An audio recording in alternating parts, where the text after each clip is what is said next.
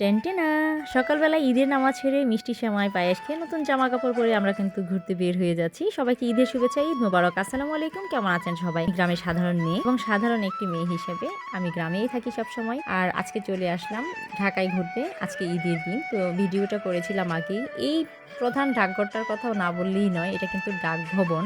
খুবই সুন্দর এই বিল্ডিংটা দেখে তো আমার খুবই ভালো লাগে, কারণ আগারগাঁয়ে খুব সুন্দর করে চোখে পড়ে এই বিল্ডিংটা। যাই হোক, সবাইকে দেখি যে ঈদে শহর থেকে মানুষ গ্রামে আসে, আর আমি উল্টো গ্রাম থেকে শহরে যাচ্ছি ঈদ করার জন্য।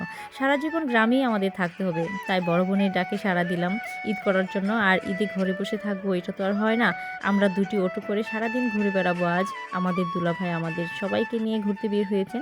শহরে বেড়াতে আসা কিন্তু ডাক্তার দেখাতে আসা, সেটাই হয়। কিন্তু আজ মনে হচ্ছে ঈদে নতুন ঢাকায় এসেছি, নতুন ঢাকা দেখছি। ঢাকা শহরটা এত সুন্দর করে সাজিয়েছে, এত সুন্দর বিল্ডিং, বড় বড় বিল্ডিং, মনে হচ্ছিল যেন আমি বিদেশে চলে আসছি। ঢাকার বিভিন্ন অংশ তো এক এক রকম, তো আগারগাঁও আমার মনে হয় সবচেয়ে বেস্ট, সবচেয়ে সুন্দর, এবং বিল্ডিংগুলো খুব সুন্দর।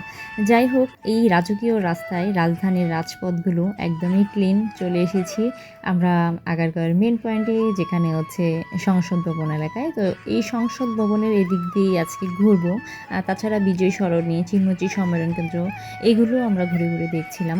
তো ফটোশ্যুট করছিলাম সবাই মিলে। তো এখানে দাঁড়িয়ে পড়বো, সবাই এখানে এসে এসে একটু থেমে থেমে চলে যাচ্ছে। খুবই চমৎকার লাগছে, একদমই ফাঁকা, একদম নিট অ্যান্ড ক্লিন মনে হচ্ছে যেন ঢাকায় কোনো মানুষ নেই। কিন্তু দেখেন এখানে কিন্তু উল্টো, একদমই উল্টো। বিজয় সরণির সাথে একদম মোড়েই দেখেন এত মানুষজন, জিয়া উদ্যানে তো যাওয়ার কোনো উপায় নেই, অনেক অনেক মানুষ। আর এখানে সিকিউরিটিরও অনেক ব্যবস্থা রয়েছে।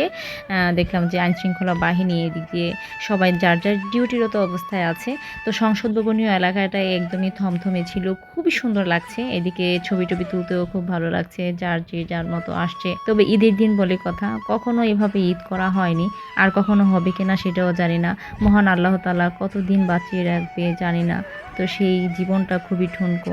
যাই হোক, আমরা এদিক দিয়ে ঘোরাফেরা করছিলাম। তো ছেলে মেয়েদেরকে নিয়ে আসলে ঘুরতে, বাসায় বন্দি না হয়ে একটু ঘোরাফেরা করলেই আমার মনে হয় খুব ভালো। বিজয় সরণি থেকে আমরা এখনই বের হয়ে পড়ব।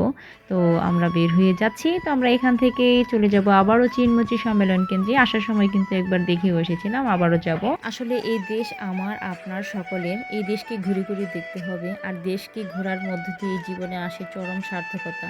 এবং আমার সার্থকতা আসলে এতটুকুই। আসলে ঘর হতে যদি দুই পা ফেলিয়া ঘুরে না বেড়াই, তাহলে সিন্ধু তো দূরের কথা, কিছুই দেখা যাবে না। কবির ভাষাই ঠিক, ভালোবাসা দিয়ে, আপনি নিজের মমতা দিয়ে, নিজের চোখ দিয়ে অনেক কিছু দেখা দেশকে, সেটাও কিন্তু একটা অংশ আমি মনে করি। আর আমি মনে করি ঘোরাফেরা জীবনেরই একটা অধ্যায়। যাই হোক, অনেক কথা বলে ফেলেছি। সেই সাথে ভালো থাকবেন সবাই। নেক্সট ভিডিও পেতে অবশ্যই আমার আইডিটা ফলো করে রাখবেন। আর যদি আমার কন্টেন্ট আপনাদের কাছে ভালো লাগে, অবশ্যই লাইক, কমেন্ট, শেয়ার দিয়ে পাশে থাকবেন।